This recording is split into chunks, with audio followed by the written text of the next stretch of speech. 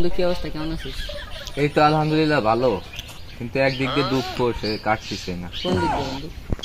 আরে দীর্ঘ 4-5 বছর ধরে একটা রিলেশন করতে চাচ্ছি, তা হচ্ছে না। আমার বন্ধুকে দেখ, একজন 4-5টা রিলেশন করে, অথচ আমার কপালে একটাও জোটে না। কবিরাজ দেখাইছি, তা বিদেশে কোনো কাজ না, সব টাকা খাই কবিরাজে, একটু সব ভুয়ো কবিরাজ।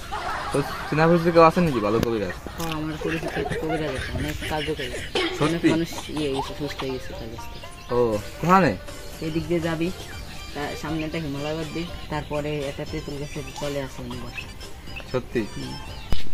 চল বন্ধু, তাই চল আমার সাথে যা। বন্ধু, আমার বাড়ি কাজ আছে, যা এবার সোজা যা। পাবানি? হ্যাঁ, পাবেন। আচ্ছা তাই যাই। কত ভালো বাবা, আমরা যে বন্ধু কেউ কিন্তু জানে না বাবা। ঠিক সেই হিসেবে করবেন, মনে করেন যদি কোনো মুরগি টুরগি পায়ে যায়, ঠিক আমার তো ভালোই কমেন্ট ভালোই আসতেছে বাবা। আমার মনে হচ্ছে কি কেউ একজন আসতেছে আমার কাছে বাবা, একজন আসতেছে যে বাবা, পাঁচ শব্দ পাচ্ছে বাবা। বাবা আরে বাবা দাঁড়ান, লুঙ্গি না বাবা, লুঙ্গি তুলতে হয় বাবা। হক মাওলা, হক মাওলা, হক মাওলা।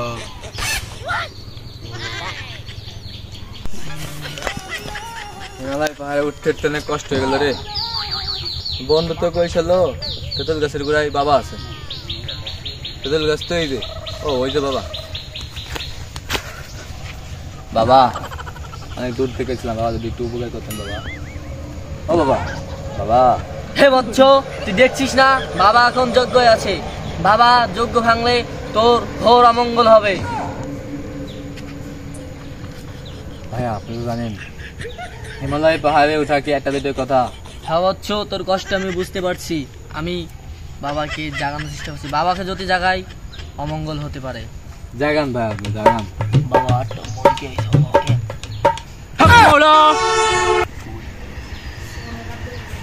বাবা এত জোরে কেউ চিল্লায়, আপনার যে এত বড় সুর, আমাকে তো ধাক্কায় ফেলিয়ে দিন।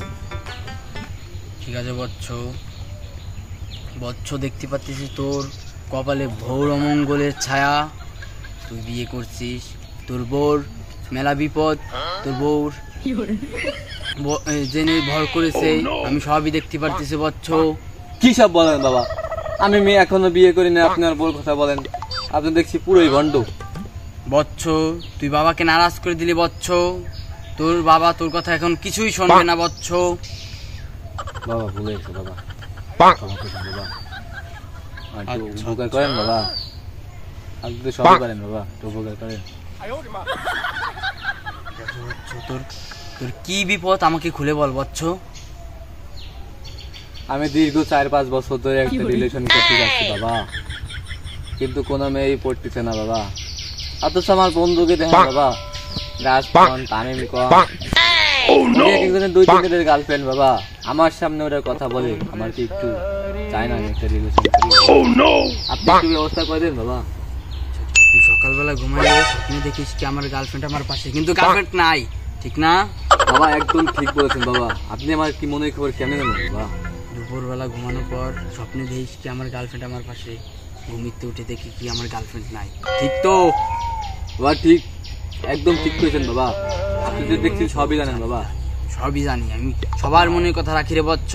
বাবা আপনি যদি সবই জানেন তা বাবা আমার একটু ব্যবস্থা করবেন বাবা। ঠিক আছে বৎস। বৎস বাবাকে যে খুশি করানো লাগবে তোর, তুই কি পারবি বাবাকে খুশি করতে? হ্যাঁ বাবা পারবো আমি আপনাকে খুশি করতে। কি সব বলেন বাবা? আমার বিটকয়েনের ব্যবসা চলে বাবা, আপনি সেটা কি সব বলেন বাবা?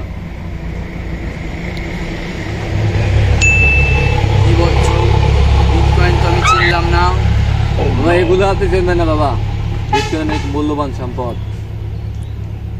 ঠিক আছে বৎস, ঠিক আছে বাবা, আমি বিটকয়েনের সম্পর্কে জানি বাবা, জানি বাবা, এই বিটকয়েন যদি নিয়ে বাবা।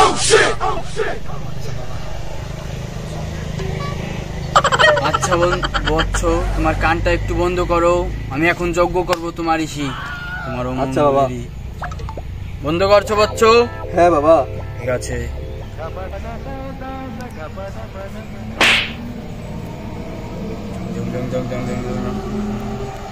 বৎস উঠে পড়ো বৎস, দাও তোমার বিটকয়েন আমার পূজার কাছে দাও, বাবা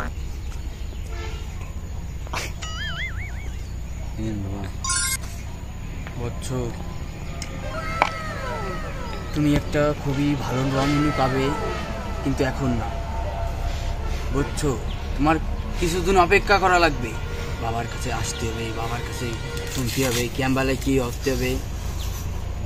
তুমি একটা না 10-12টা গার্লফ্রেন্ড পাবা। বুঝছো, মেঘনা রাইতে তুমি যখন চাঁদের দিকে তাকাও ওইরকম একটা গার্লফ্রেন্ড পাবে। বুঝছো বুঝছো? বাবা যাও, এখন যাও তুমি, আচ্ছা বাবা। যাও। বুঝছো? বন্ধু আজকে সফল হয়ে গেছি।